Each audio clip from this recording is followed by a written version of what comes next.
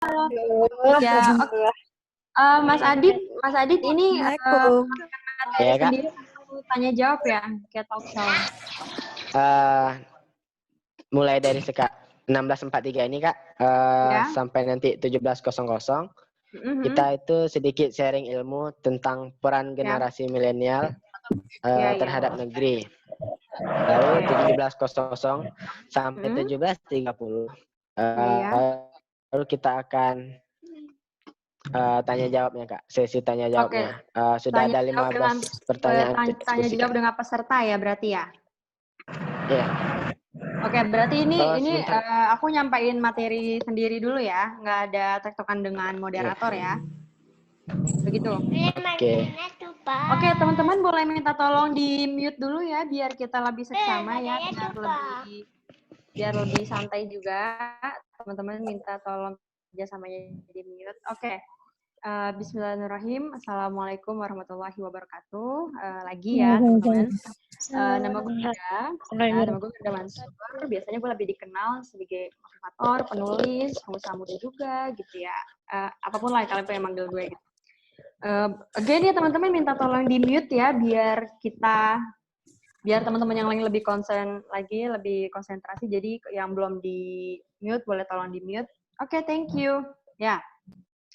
Emang berbicara tentang milenial sendiri ya teman-teman.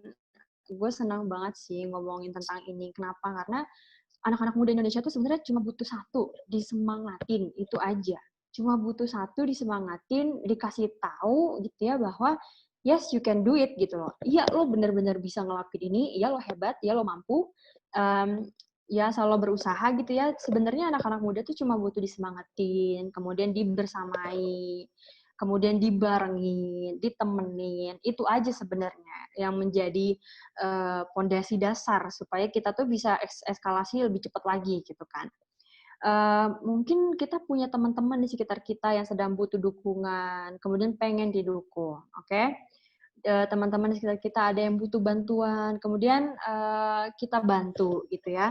Butuh semangat, butuh hiburan, butuh support gitu. Karena emang sejatinya semua orang itu punya potensi ya.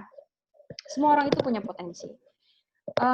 Gue mana mungkin jadi pengusaha, soalnya orang tua gue bukan pengusaha gitu ya. Banyak waktu yang bilang kayak gitu.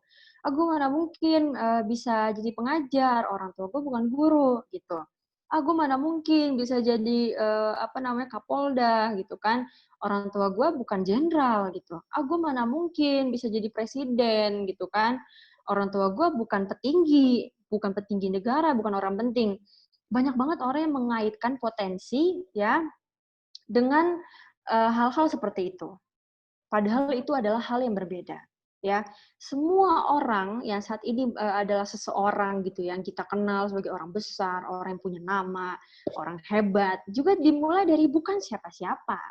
Nggak ada juga yang begitu lahir langsung punya pangkat, ya kan? Nggak ada juga orang yang begitu lahir langsung punya usaha sedemikian rupa gitu. Nggak ada orang yang baru lahir kemudian dia udah bisa menguasai 10 bahasa misalkan. Nggak ada juga orang yang baru lahir udah menguasai matematika, fisika gitu ya, kimia dan lain-lain. Nggak ada ya. Semua orang yang terlahir di dunia ini berawal dari zero, berawal dari nol. Ya. Tugas kita adalah bagaimana membuat nol itu menjadi 100. Nol itu menjadi 2, nol itu menjadi 3, nol itu menjadi 4, menjadi 5, menjadi 11, menjadi 12 ya. Tugas kita adalah seperti itu. Semua itu berasal dari nol. Semuanya berasal dari nol. Oke? Nah, kenapa gue bilang dibilang gini, banyak banget yang teman-teman gue gitu ya, dan gue juga sering baca-baca berita yang bilang bahwa anak muda Indonesia itu sedang mengalami krisis kepercayaan diri, krisis kemudian ya kita sering banget dengar tentang insecurity gitu kan teman-teman, ya nggak pede lah, nggak pede dengan kemampuannya, nggak pede dengan kemudian kecerdasannya, kepintarannya, otaknya, nggak pede dengan fisiknya gitu ya. Jadi banyak banget lah anak-anak muda yang mengalami seperti itu. Ya, itu memang lain hal ya, itu lain hal. Tapi satu sisi gitu ya, kita juga harus tahu apa sih yang menjadi potensi kita. Jadi teman-teman, buat lo bisa lari, buat lo bisa melangkah, ya kan lo harus tahu dulu lo mau kemana jalannya gitu. Kita 0 nih, posisi kita ada di sini, tapi kita pengen ada di sana. Supaya kita bisa ada di sana, kita harus tahu di sananya itu di mana, di sananya itu kemana, di sananya itu sebelah mana, di sananya itu lo mau jadi apa, ya. Lo mau jadi apa, lo mau ngapain gitu. Kalau dari awal lo nggak punya destinasi, tujuan, ya selama-lamanya lo bakal hidup di situ-situ aja. Selama-lamanya lo nggak bakal pindah, selama-lamanya lo bakal diem di tempat gitu loh. Jadi lo nggak akan bisa kemana-mana. Kenapa? You don't have destination. Lo nggak punya destinasi yang pengen lo tuju. Makanya that's why lo hidup di situ-situ aja. Atau gini, seringkali kita ngeblame orang ya. Tahu ngeblame nggak teman-teman? Ngeblame itu menyalahkan orang, menyalahkan keadaan. Gimana ya? Gue sih sebenarnya punya tujuan, tapi orang tua gue nggak ngedukung sih gitu. Gimana ya? Gue sebenarnya pengen banget sih gitu. Tapi lingkungan gue toksik abis gitu.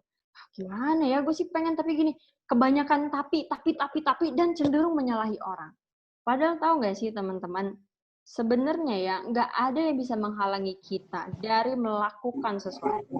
Nggak ada yang bisa menghalangi kita dari mengimpikan sesuatu, bercita-cita atas sesuatu, pengen ngelakuin sesuatu, ya, kecuali diri kita sendiri, gitu. Kecuali diri kita sendiri. Jadi itu penting sekali ya buat teman-teman dari awal, jangan ngeblame orang. Jangan ngeblame orang. Pokoknya lihatnya ke diri kita aja. Kita pernah nggak sih gitu ya bertanya-tanya, baca satu berita di mana di situ disebutkan, wah ada kriminal gitu kan, ada tindakan kejahatan siang-siang hari. Padahal kita sama-sama tahu, kok bisa ya ada orang maling siang-siang bolong. Padahal kan besar sekali gitu ya resiko dia ketahuan, resiko dia kemudian ketangkep, resiko kemudian dia kepergok, resiko kemudian dia kegap, dan macam-macam. Dia tahu resiko itu, tapi dia tetap melakukan. Artinya apa? Bukan lingkungan yang membuat dia berhenti melakukan itu. Bukan lingkungan yang membuat dia tidak melakukan itu. Bukan lingkungan juga yang membuat dia melakukan itu. Melainkan apa? Melainkan willingness-nya dia. Emang maunya dia gitu loh. Emang keinginannya dia, emang gak ada yang ngalah-ngalahin gitu. So, that's why gitu. Seharusnya ketika kita sudah pengen melakukan sesuatu, nggak ada ceritanya kita nyalahin orang lain. Ya, udah stop bicarain, tapi orang tua gua, tapi ini. I know, I get it ya. Emang ridho kita itu terletak pada ridho orang tua gitu kan. Hidupnya kita, keridoan hidupnya kita, keridoan cita-cita kita itu tergantung pada orang tua. Betul. Betul. Tapi bukan berarti lo tidak mengusahakan untuk dapat ridho itu, ngerti nggak sih maksud gua? Bukan berarti ketika orang tua lo bilang no gitu ya, kemudian tidak ada chance untuk merubah itu menjadi yes gitu. Mungkin kan selama ini orang tua tuh melarang, bukan semata-mata karena tahu lo nggak becus, misalkan gitu ya, atau misalkan khawatir lo apa gimana ya, pokoknya itu tuh nggak setuju, itu bentuk dari kekhawatiran. Sejujurnya itu aja. Orang tua itu nggak pengen ngeliat kita sedih gitu kan. Ketika kita mengusahakan sesuatu kemudian gagal, makanya dibilang apa, udah nah kamu mah nggak usah berusaha dulu, kamu mah belajar aja dulu gitu. Kenapa? Mungkin karena orang tua tuh punya worry yang kita nggak paham. Orang tua punya kekhawatiran, standarnya orang tua gitu ya, yang tidak paham bahwa mungkin kapasitas kita ya sesuai dengan apa yang kita jalani gitu. Padahal untuk bisa tahu seberapa besar sih gitu, seberapa besar, seberapa limitnya kapasitas kita, ya dengan cara apa? Dengan cara berusaha dan bekerja keras di luar limit kita. That's di situ kita baru tahu gitu ya, kapasitas kita sampai mana gitu. Jadi sebenarnya teman-teman, nggak ada sejujurnya orang tua yang nggak mendukung kita tuh sebenarnya nggak ada. Hanya ini letaknya tentang kekhawatiran aja. Orang tua tuh pengennya kita belajar dulu yang benar. Ketika udah dapat nilai yang bagus, kita bisa dapat pekerjaan yang bagus, di situ bisa menghasilkan penghasilan yang baik, yang bagus gitu loh. Dan kekhawatiran. Nah, berbicara tentang ini, karena gue yakin pasti ketika buka question and answer nih, teman-teman ada yang nanya gitu kan. Gimana nih caranya supaya gue tuh tetap yakin sama impian gue, tapi orang tua gue nggak dukung ya. Ini pertanyaan paling common di seluruh penjuru seminar yang gue hadirin, pasti pertanyaannya itu aja. Oke, jadi gini, gue juga pernah ada di titik itu. Gue juga pernah ada di fase itu. Ya, again, sekali lagi teman-teman. Ketika kita bukan siapa-siapa, wajar ketika orang itu mempertanyakan kita. Ya, ketika kita bukan siapa-siapa, nggak ada juga yang bisa kita tunjukin ke orang, nggak ada juga yang kita hasilkan, nggak ada juga yang kita lakukan. Wajar ketika orang meng-underestimate kita, mempertanyakan kita, meragukan kita, masa sih gitu ya, emang lu bisa gitu. Kenapa? Karena there is no proof, nggak ada bukti gitu. Ya, maka tugasnya apa? Ya udah, kalau gitu make it happen dong. Taruh dong proof-nya, taruh dong, kasih dong yang namanya buktinya gitu. Karena setiap orang itu cuma butuh pembuktian sebenarnya. Oh, dia ngomong mulu nih, buktinya nggak ada gitu kan. Kadang-kadang orang seperti itu kan. Dia mah banyak ngomong tapi ini buktinya nggak ada gitu.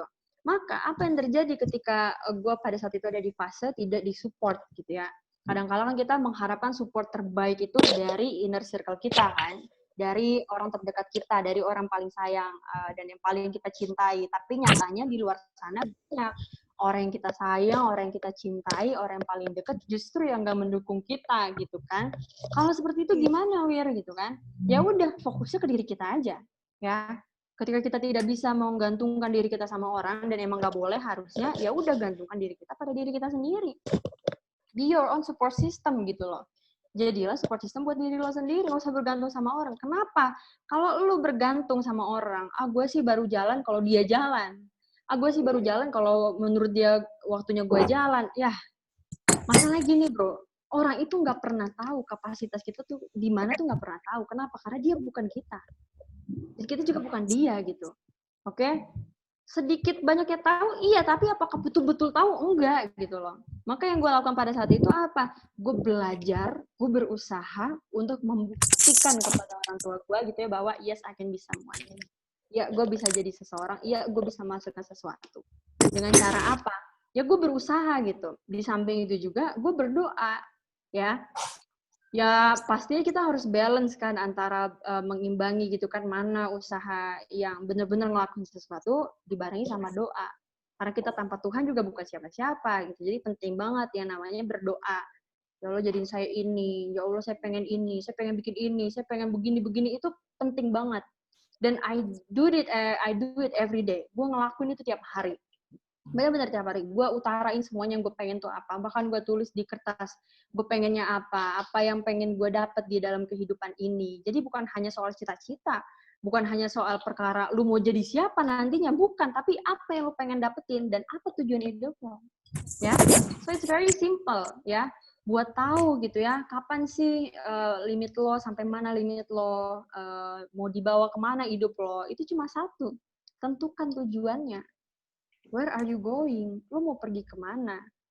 Contoh lah misalkan gini, kayak kita ya, katakanlah kita pengen pergi ke suatu tempat ya. Kita udah tahu nih, untuk mencapai rute itu ada beberapa opsi ya.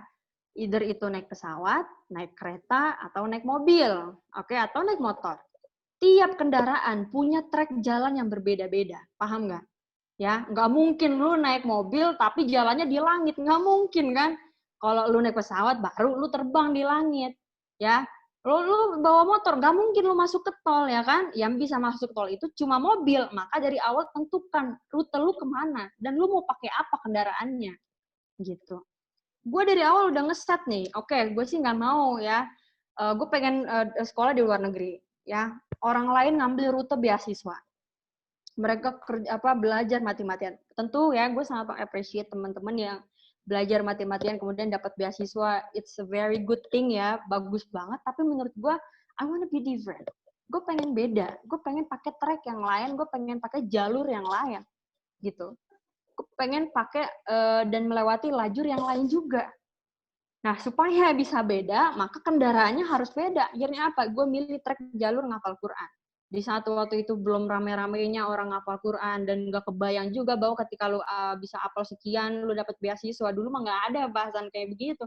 Baru sekarang aja nih kampus-kampus ya seperti ITB contohnya yang ngapal sekian juz dapat beasiswa program ini gitu. Dulu mah nggak ada sama sekali.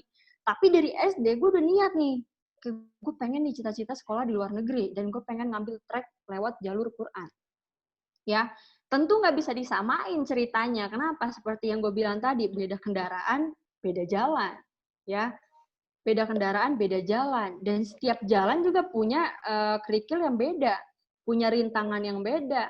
Ya, contoh ketika lo naik motor, gak mungkin lo akan ketemu rintangan pas nge-tap e-tol di tol gitu, terus kartunya nggak ada saldonya. Gak mungkin. Kenapa?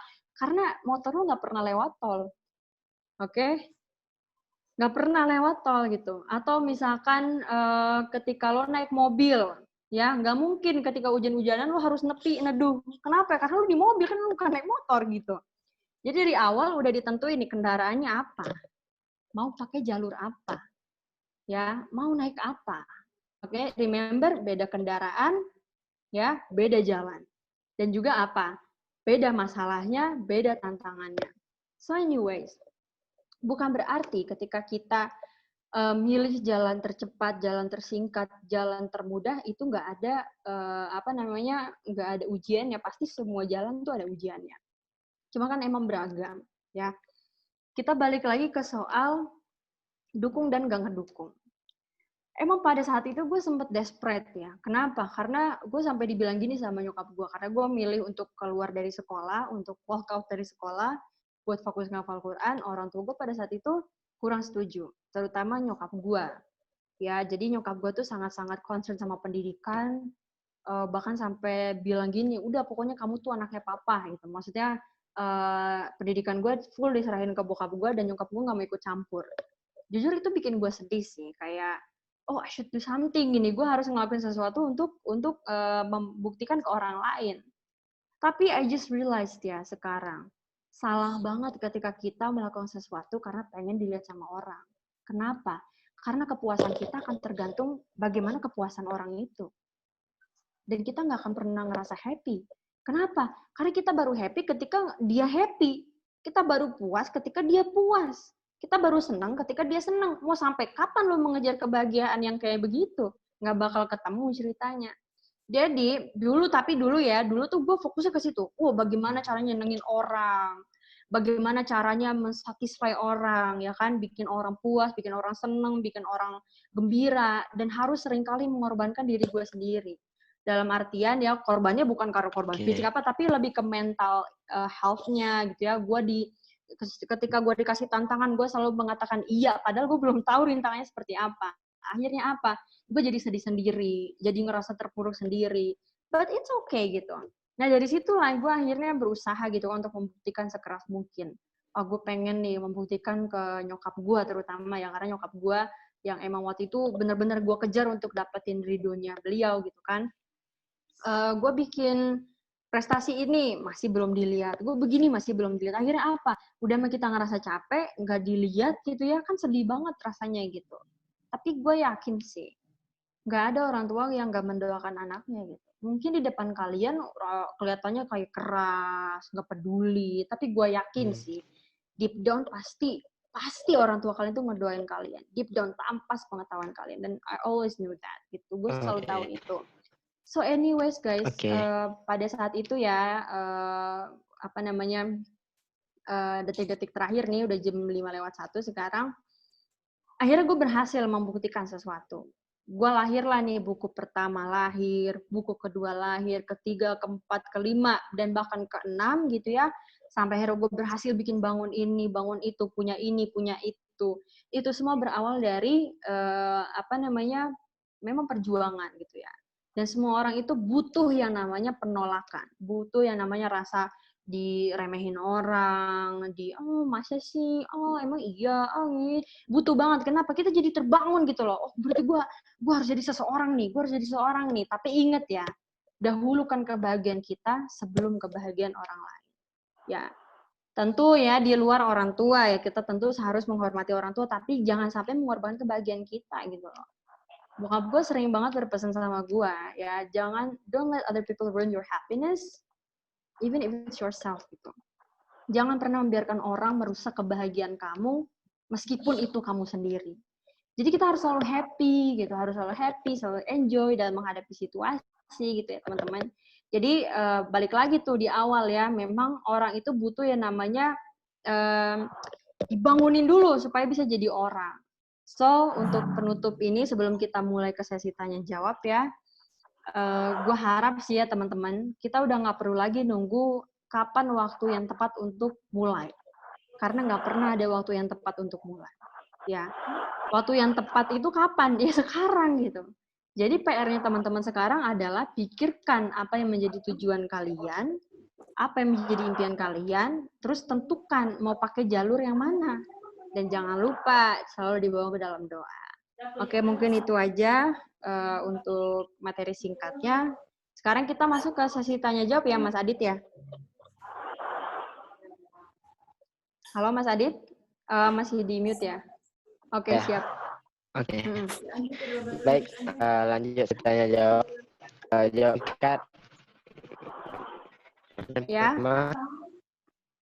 Bagaimana cara awal membangun komunitas teman untuk milenial money? Oke, sorry Mas Adit, ini Mas Adit kurang jelas suaranya, boleh tolong diulang lagi?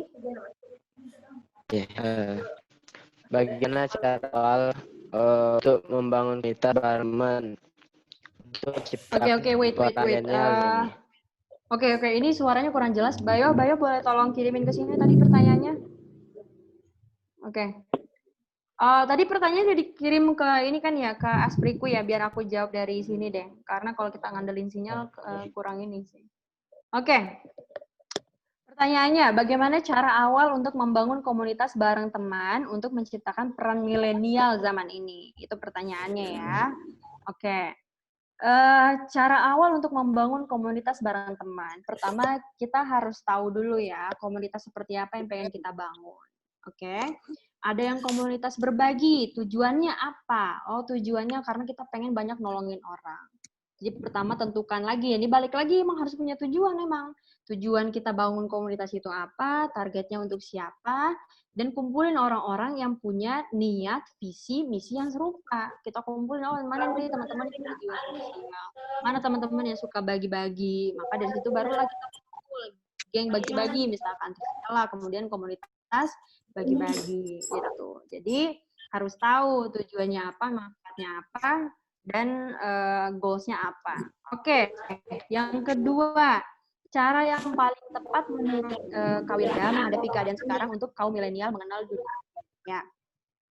Cara yang paling tepat menurut gua gitu ya, menghadapi keadaan sekarang itu adalah never stop learning. Jangan pernah berhenti belajar karena tiap hari selalu ada sesuatu yang baru. Ya, tugas kita adalah mencari tahu dan mempelajari gitu. Jangan nyalahin teknologi, gue mah gaptek ya, gue mah di sini-sini aja, ini aja kecepatan. Enggak, sih kita balap dong. Ya, jangan sampai kita orang mau udah di sono, kita masih di sini gitu. Orang mau udah nyampe mana tahu, kita masih di sini-sini aja. Jadi adalah caranya supaya bisa menghadapi keadaan apapun, nggak cuma saat ini, tapi di masa yang akan datang, 30 tahun yang akan datang, 50 tahun yang akan datang adalah never stop learning. Jangan pernah berhenti belajar. Dan jangan pernah merasa cukup. Gue sih kayak gampang, gue tahu ini mah kecil gitu mah. Kita lupa bahwa teknologi itu semakin lama semakin canggih. Dan ilmu pengetahuan tiap hari itu semakin baru gitu. Dan dunia ini semakin berputar ke depan kan. Jadi tentu saja semua teknologi dan kecanggihan ilmu ya itu kita harus di-upgrade. Oke, teman-teman tolong yang belum di-mute ya, bisa tolong di-mute karena mengganggu teman-teman yang lain ya, teman-teman. Jadi minta tolong kesediaannya, mohon banget ya, tolong di-mute. Terima kasih, biar semuanya juga sama-sama nyaman. Oke, next, nomor 3. Bagaimana cara maksimalkan potensi diri agar bisa menjadi generasi milenial yang sukses dan berguna bagi negeri, dan apa sih tips supaya mudah berani dalam berkarya? Oke, ini seperti yang udah gue bahas di awal, memaksimalkan potensi itu hanya bisa kita ketahui kalau kita udah cukup bekerja keras dan berusaha. Masalahnya teman-teman ya, potensi itu selalu bisa di-upgrade. Potensi itu selalu bisa ditambah, potensi itu selalu bisa digali. Syaratnya apa? Kitanya mau terus bergerak. Dan jangan pernah nyaman dengan keadaan saat ini. Kenapa? Karena masa depan kagak ada yang tahu gitu. Ya, jangan pernah berhenti berpikir kreatif, kemudian belajar hal yang baru, kemudian never stop growing, jangan pernah berhenti bertumbuh. Next, ya 4, apa sih hal ya perkataan atau motivasi paling gue inget ketika gue ingin terjun untuk menjadi generasi yang berperan terhadap negeri ini? Patokannya cuma satu, jadi manfaat, itu aja. Apapun cita-citanya ya, bokap gue sering bilang ke gue dulu waktu gue kecil, karena alhamdulillah gitu ya, gue dikasih orang tua yang sangat-sangat understandable gitu ya, understanding banget gitu ya, gue dibiarin mau jadi apapun. Tapi syaratnya satu, harus bermanfaat bagi orang lain. Bokap gue pernah bilang ke gue, kamu boleh jadi penulis ya, kamu boleh jadi artis, kamu boleh jadi ustazah, kamu boleh jadi motivator, kamu boleh jadi pengusaha. Yang penting satu, ya, bermanfaat bagi orang lain. Karena menurut gue, akhirnya apa ya? Kita jadi siapapun kalau kitanya nggak bermanfaat bagi orang lain dan kita nggak berbuat baik sama orang lain, ya sia-sia gitu loh. Lu punya uang banyak tapi nggak bermanfaat, sia-sia kan? Lu punya tenaga, lu punya kesehatan, tapi lu nggak pernah ngasih tenaga, kesehatan lo buat suatu hal yang bermanfaat, itu sia-sia. Lu punya apalagi kesehatan, lu punya pikiran, punya ilmu, tapi nggak pernah disalurkan, nggak pernah jadi sesuatu, sia-sia gitu. Maka dari situ ya, dari bokap gue itu, gue termotivasi lah untuk bikin sebuah karya yang ketika orang baca buku gue itu, setidaknya gitu ya, bisa sedikit banyaknya ngasih insight, ngasih masukan, ngasih pelajaran ya, sama-sama belajar bareng gitu. Itu sih. Next, nomor 5. Bagaimana agar generasi milenial tetap produktif di masa pandemi kayak sekarang? Dan bagaimana cara untuk bangkit dari pandemi sebab banyak usaha sekarang yang pada jatuh gitu. Tetap produktif ya. Teman-teman emang don't get it twisted. Gue nggak pernah tahu kesibukan kalian tuh apa. Jangan pernah nyamain aktivitas kalian dengan aktivitas teman kalian. Karena memang kesibukannya beda, kesukaannya beda, bidangnya beda. Jadi kalau misalnya kalian ngeliat gue nih, wih si Wirda ya tiap hari jadi pembicara gitu ya. Kok gue nggak jadi pembicara ya? Oh berarti gue nggak produktif nih. Loh enggak juga gitu. Karena apa? Bidang kita beda, kesukaan kita beda ya.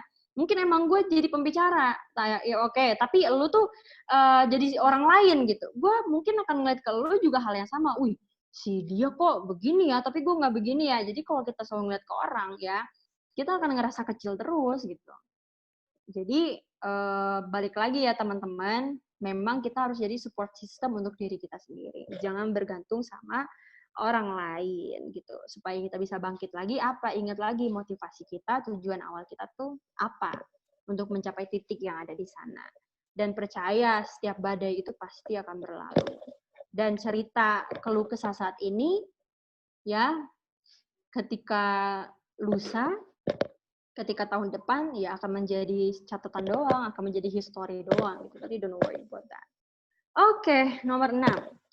Sebagai generasi milenial, menurut Kak Wira lebih penting mana? Soft skill dan hard skill untuk berperan dalam negeri ini. Lalu bagaimana cara mengembangkan yang lebih penting tersebut? Semuanya harus seimbang. Semuanya harus seimbang. Jadi gini sih, kalau lo pengen survive di bidang apapun, lo harus jadi orang yang kreatif, ya inovatif, kemudian inisiatif.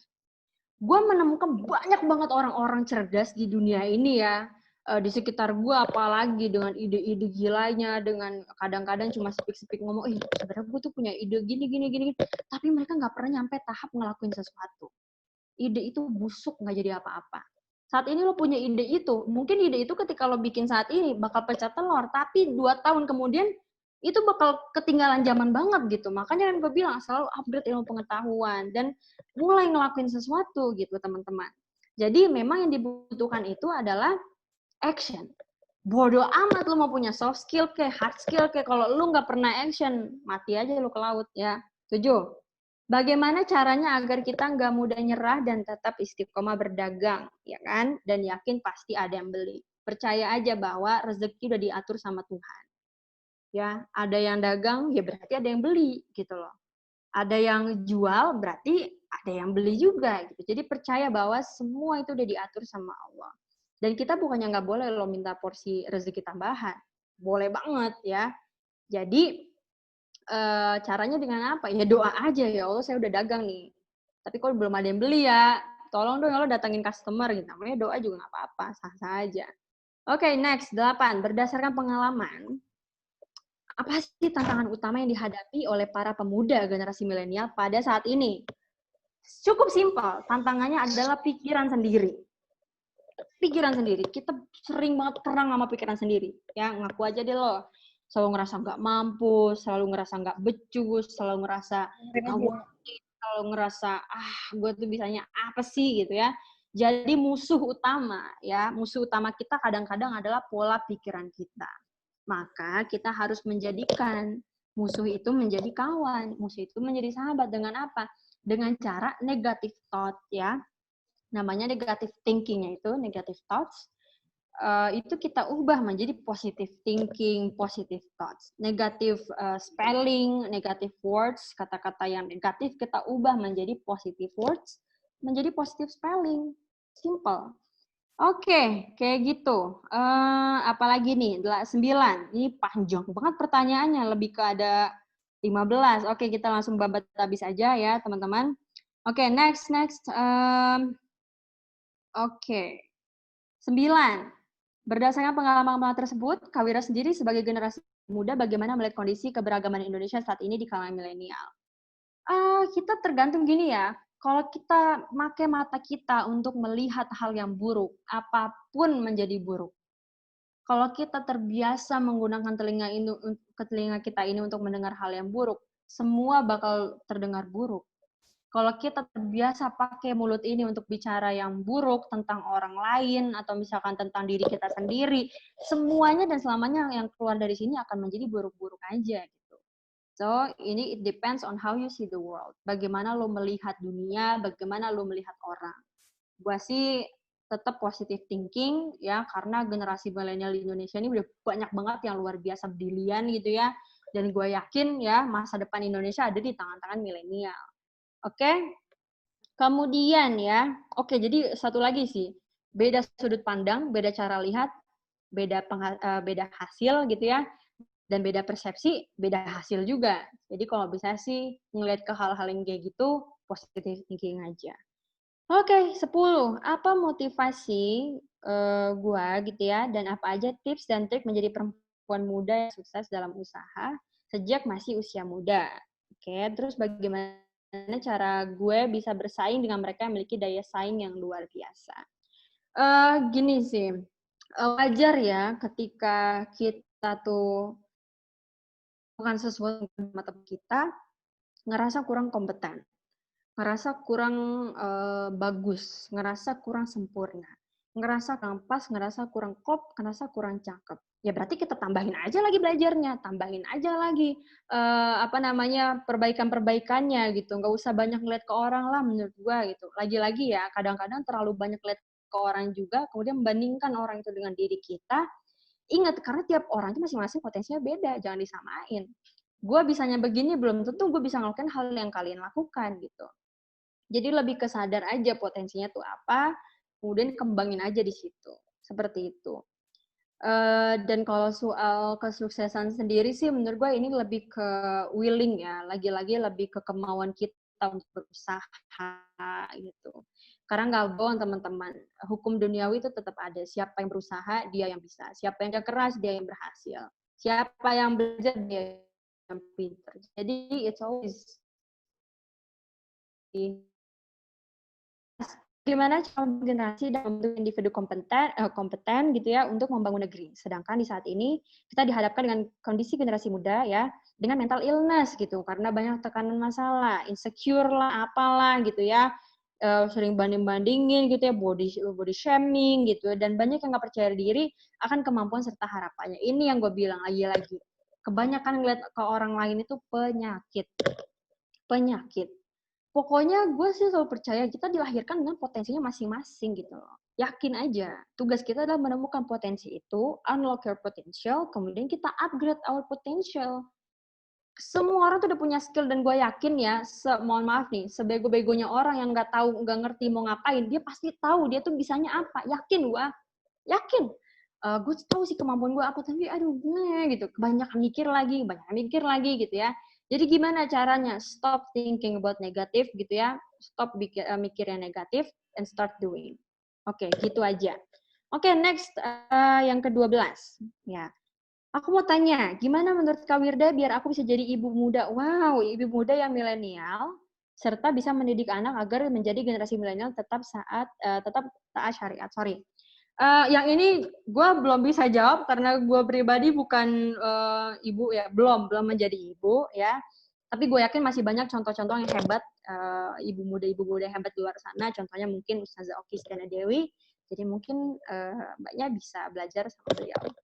Oke, 13. Seringkali kita sebagai generasi milenial terlalu overthinking dan takut untuk memulai sesuatu. Oke, contohnya aja dalam hal kecil, takut untuk bertanya di kelas, apalagi hal yang besar berkaitan dengan peran besar untuk negeri. Bagaimana solusinya? Solusinya cuma satu, taklukkan ketakutan lo. Ya, itu aja, taklukkan ketakutan lo, taklukkan negative thinking lo, taklukkan yang namanya, aduh gimana ya, aduh gimana, itu taklukkan. Nyanyi-nyanyinya tuh ditaklukkan gitu loh. Stop ngomong kayak gitu, aduh, sebel banget gue dengernya. Ya, jadi udah stop aja lah, negatif-negatif itu udah stop aja gitu. Pokoknya bangun afirmasi yang bagus gitu. Bangun afirmasi yang bagus. Gue bisa, gue mampu, itu aja yang dibangun ya. Punya fear, punya ketakutan dalam hidup itu hal yang wajar. Tapi over fear, over scared gitu ya, terlalu takut yang berlebihan itu nggak wajar. Ya, punya rasa takut itu wajar, tapi kalau terlalu takut itu nggak wajar. Punya rasa takut itu wajar, tapi kalau sampai kita let ourselves to be swollen by our fearness ya, membiarkan diri kita termakan oleh ketakutan kita bakal jadi orang yang lemah. Jadi kalau bisa ketika kita punya rasa takut, kita langsung mengendalikan itu. Aduh, gue gimana ya kayak gini ya? Oh, enggak, tenang. Gue pasti bisa. Gue pasti mampu. Walaupun dalam hati sebenarnya ada rasa takut gitu ya, tapi ketika kita membacakan mantra gitu ya, gue bisa, gue mampu, yakinlah, believe me, you will be someone dan lo bisa ngelakuin itu. Oke. Dan ini apa nih? Oh, ini dua lagi. Sebenarnya kita sebagai kaum milenial, peran terbesar apa yang dipunya dan yang harus dilakukan selain mempersiapkan masa depan atau membuat inovasi untuk memajukan negeri? Adakah peran selain itu yang harus diperhatikan generasi milenial dan bagaimana agar bisa membangun negeri kita tetapi tetap melihat aturan yang diajarkan oleh agama? Jadi gini, kadangkala kita terlalu fokus ngebagusin diri di luar, tapi lupa ngebagusin diri di dalam. Artinya apa? Kita fokus gitu ngebangun image, ngebangun branding gitu ya di depan orang, di depan guru misalkan, di depan teman-teman, tapi di rumah sendiri gimana? Ya, apakah kita sudah membawa sesuatu di rumah kita gitu? Jangan ngomong soal negeri dulu lah, soal di rumah dulu. Lingkungan teman seperti apa? Lingkungan sekolah seperti apa? Lingkungan kampus seperti apa? Lingkungan tetangga seperti apa? Lingkungan asosiasi seperti apa? Baru kemudian kita bicara soal kabupaten misalnya, kemudian lebih ke gede lagi nih, size kota, kemudian sampai ke tingkat daerah, provinsi, baru kemudian negara. Ya, jadi jangan cuma fokus keluar doang, tapi kita fokus ke dalam. Karena orang terdekat itu jauh lebih penting untuk diutamakan. Jadi kalau bisa, kita benar-benar bagusin tetek bengeknya gitu loh. Apa yang bisa kita kasih untuk teman kita, ya kalau emang kita nggak bisa ngasih sesuatu, support aja tuh udah lebih gede daripada apapun gitu ya. Jadi menurut gua yang harus dimiliki sama para millennials adalah saling sayang satu sama lain, kemudian saling gandeng satu sama lain, saling nasehatin kepada yang lain, memberi dukungan, memberikan doa gitu ya, dan nggak saling sikut-sikutan. Itu yang harus dimiliki sama anak-anak muda sekarang gitu. Oke, terakhir nih pemirsa. Generasi milenial sangat diharapkan dapat menjadi agen perubahan dalam perkembangan negeri agar lebih memajukan. Tapi kenapa masih ada pemuda dengan pikiran kritis yang harus dibungkam paksa atas nama hukum karena dianggap membahayakan posisi kedudukan pemerintahan? Di mana letak kebebasan berpendapat dan di mana dukungan pemerintah dalam hal menciptakan generasi milenial sebagai agen perubahan? Ini bukan wewenang gue untuk menjawab. Tapi setahu gue, semua orang di Indonesia saat ini sangat-sangat punya kebebasan untuk berbicara.